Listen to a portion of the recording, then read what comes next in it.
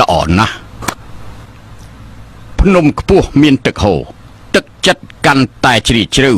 ពិននឹងខ្លុយកំដរគ្នាដូចសំលេងពីមេឃាជើជីងខ្ញុំចិត្តសម្រេចហើយ លោកកំសាចំអកខ្ញុំ ជើជីងលោកមានកិច្ចការស្អីខ្ញុំមិនមែនខុងមីងទេខ្ញុំជាកូនសិស្សខុងមីងគឺជួយជើភីងនៅប៉លីងតែណាមួយជីវិតខ្ញុំចូលចិត្តរាប់អានមិត្តភ័ក្តិដូច្នេះទោះបីជាទៅដល់ទីណាក៏ដោយតែងតែភ្ជាប់ខ្លុយវែងមួយដើមទៅជាប់ខ្លួនហើយនឹងគ្រឿងឆុងតែដើម្បីសម្រាប់ត្រៀមជូនមិត្តល្អបើសិនជាលោកមិនប្រកាន់ទេយើងទៅឆុងតែនៅមាត់ស្ទឹងបានទេពិតជាប្រសើរណាស់ប៉ុនទី2ប៉ុនទី3ណែពួកឯងនាំគ្នាទៅសម្រាប់ខាងនោះទៅបងទៅជជែកលេងជាមួយលោកឈួយណា